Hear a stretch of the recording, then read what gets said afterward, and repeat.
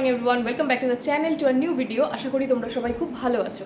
বৃহস্পতিবারের সকাল একদম ল্যাদ খেতে খেতে ঘুম থেকে উঠেছি, প্রায় 8:30 9টায় ঘুম থেকে উঠেছি। অন্যদিন যেখানে উঠি 6টা 4:30টায়। সুন্দরভাবে ওয়ার্কআউট করলাম।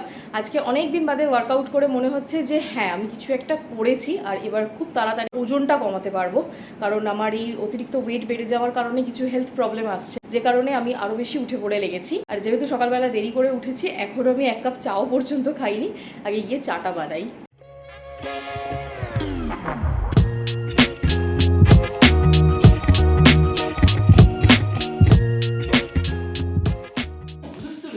কেন?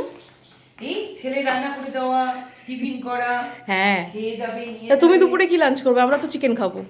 ইলিশ মাছের ঝোল করেছি। হ্যাঁ, আর কি করব, একটুখানি বড় তরকারি কিছু করব। সেই ভালো, একটু বড়া করে নাও। বাড়ির সামনে বসছে ট্রান্সফরমার, যে কারণে আমাদের গাড়িটা যেটা রয়েছে ওটা ওই পাইপ টাইপগুলো লেগে যাওয়ার একটা ভয় আছে। ফার্স্ট টাইম দেবজিৎকে ছাড়া গাড়ি সরাবো। আমার না বুকের ভেতরে ঢিপ ঢিপ ঢিপ ঢিপ করছে। আমি কোনোদিনও দেবজিৎকে ছাড়া গাড়ি অন করিনি। দেখা যাক কি করি। টুকু গাড়ি সরাতে গিয়ে পুরো ঘেবে চান। দেবজিৎ আমাকে ভিডিও কল করলো, করে আমাকে বলে দিল আসলে প্র্যাকটিস চলে গেছে তো, আর আমি কোনোদিনও মানে এই সিটে দেবজিৎ বসে থাকবে, তারপর আমি গাড়ি সরাবো বা গাড়ি আমি চালাবো, এটাই আমার অভ্যাস। বাট আজকে একটু কনফিডেন্স পাচ্ছি যে হ্যাঁ, আমি কিছু একটা মানে শিখেছি। Yes, feeling proud of myself. গাড়িটা অনেকটা পিছনে ছিল, আমি গিয়ে আবার এতটা সরালাম। তবে আরেকটু সরিয়ে দিলে মনে হয় ভালো হতো। আজকে লাঞ্চে আছে এই যে মা বানিয়েছে বড়ার তরকারি, মুসুর ডালের বড়া দিয়ে আলু দিয়ে একটা তরকারি। আর এই চিকেনটা বানাতে আজকে আমার পাক্কা 1.5 ঘন্টা টাইম লেগেছে, আর সাথে রাইস। আর মায়ের জন্য আছে মাছের ঝোল, ইলিশ মাছের ঝোল। আর মা চিকেন খায় না, সেই জন্য। 2:10 অলরেডি বেজে গেছে। এবার আমাদেরকে লাঞ্চটা করতেই হবে, নাহলে ও লাভলি অজ্ঞান হয়ে পড়ে যাবে। সবেমাত্র অফিস থেকে ফিরে বাড়ি ঢুকলাম। এবার গিয়ে দেখি সুস্মিতা কি করছে। নিশ্চয়ই শুয়ে পড়ে পড়ে ল্যাদ খাচ্ছে, আর না হলে এডিটিং করছে। এই দুটো ছাড়া তো আর অন্য কিছু করবে না। দেখা যাক। আরে কোথায় রে? কোথায় ছিলিস? নিচে গিয়েছিল। নিচে?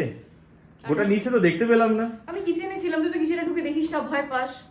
মনে ভয় পাই? আছে ভয় পাই মানে কুচবি? অন্ধকার দেখলেই তো তুই ভয় পাস। মানে সিরিয়াসলি পুলিশের চাকরি করি আমি, নাকি অন্ধকারে ভয় পাই? এমন একটা পুলিশ হচ্ছে দেবজিৎ, যে একা ঘরে ঢুকতে ভয় পায়, একা বাড়িতে তালা খুলে ঢুকতে ভয় পায়। ও নাকি পুলিশ চাকরি করে। ভয় পাচ্ছে। তোমার বৌমা আমাকে বলছে আমি নাকি অন্ধকারে ভয় পাই, এই পাই ওই পাই। তোমারও কি তাই মতামত? হ্যাঁ, ইজ্জতের কাছে ওদিকে যাই আমি। প্রশ্ন জিজ্ঞেস করে নিজেরই ইজ্জতের কাছড়া হয়ে গেল। যাই হোক, সত্যি ভয় পাস। আচ্ছা আমার এগুলো এসছে, আমার দুটো স্পেশাল পার্সেল। কই সে দুটো?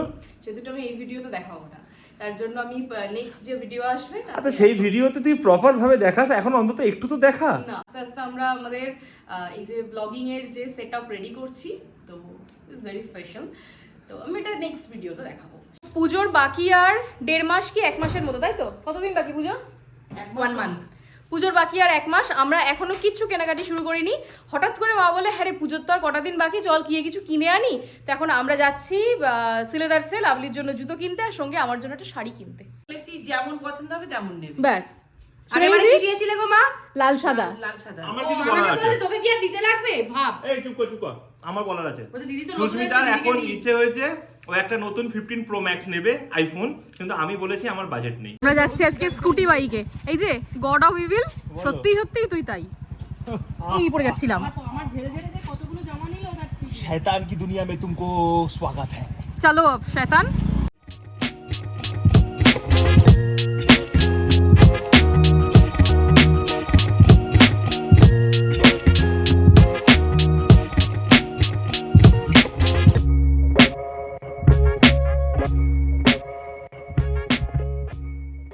সিলেদার্সে আমাদের কিচ্ছু জুতো পছন্দ হয়নি, এখন যাচ্ছি শাড়ি কিনতে।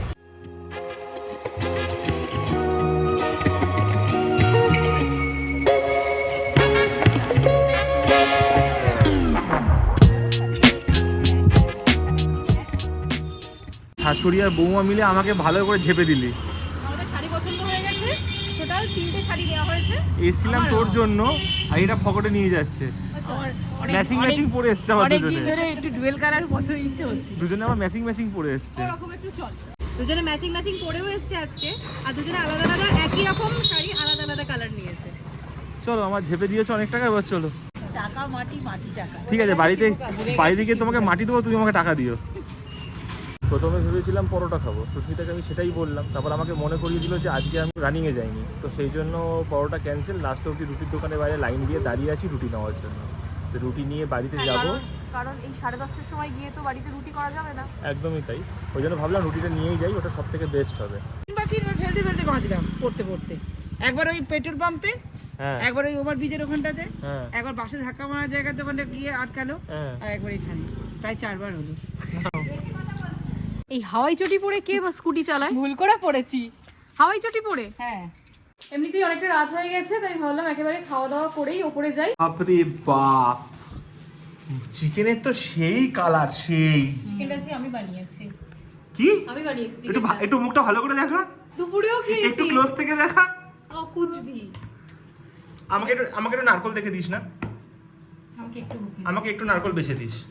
আজকে ডিনারে আছে ঘুগনি চিকেন, সকালে যেটা আমি বানিয়েছিলাম, সাথে হচ্ছে রুমালি রুটি, মা সুজি বানালো, আর এটা কি বলে এটাকে, পান্তুয়া।